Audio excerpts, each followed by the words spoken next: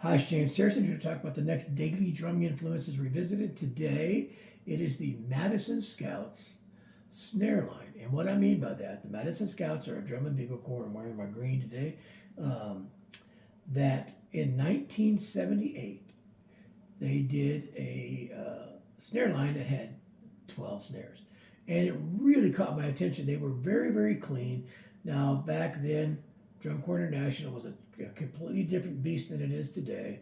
Um, but it was really cool. They had I thought it was really great writing, but um, their, the judging was completely different then.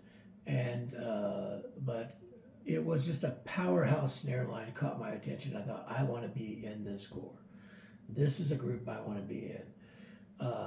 And so uh, the next year, not the next year, it would have been the following year when I graduated high school in '79. So the fall of '79, I started college at Murray State. I had a 4-year scholarship, tuition paid. And I went up to Madison with some friends. But anyway, there's an audition day, and it had like, back then it was like perimeters, like if you lived outside this many miles, you came on this day or whatever. So I went in and auditioned I played a snare solo that Richard McClendon had written, and they had a bunch of warm ups on a chalkboard. You had to read that, and they made some suggestions. Try this, and then you played again, and uh, and then they asked me if I could come back the next week. So the next week I came back, and it was an entire weekend of like a bunch of drummers that I think I may have seen one or two of them at that same weekend that I was there. Um, and then they had, you go to the basement of the school. I mean, they made you do a bunch of push ups and all this calisthenics and stuff, and then they did a lot of warm ups. There was a guy named Joe Murray, I believe was his name, who would yell at you and try this and make you do this and all this kind of stuff. He was kind of like the snare tech, I believe. But they moved you around. They kept moving you and trying different things, and little by little, the line would get smaller and smaller. And anyway, I went back again the next week. They said, "Can you come back the next week?" And I did. And then they said, "Okay." And I had told them I'd played tenors before too, so they moved me over to tenors, and I tried tenors. And then they said, um, "Okay, when can you move here? Because the drum line practices every week."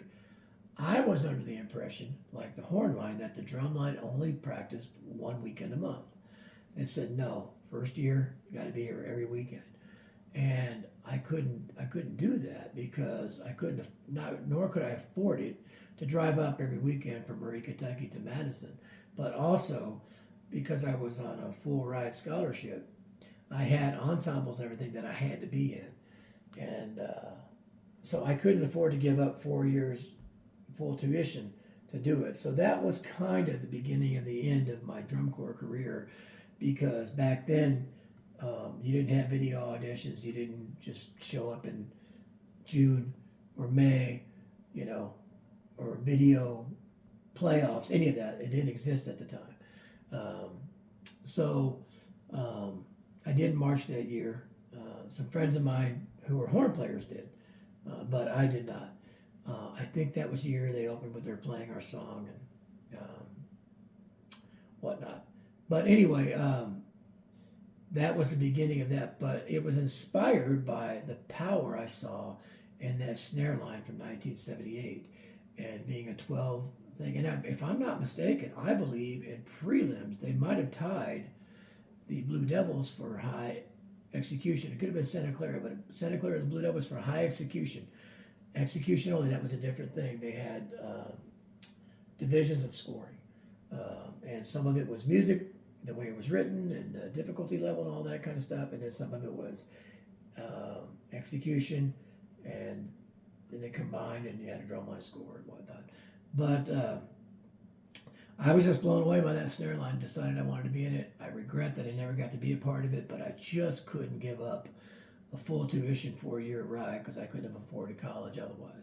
But I was so inspired by that Madison group. I mean, that's my favorite drum corps ever was Madison Scouts, and there was an era there that I just really was entertained by what they did, and but that when that year, I think it was '78 when they came out with those 12 snares, it just like, wow, I want to be part of that.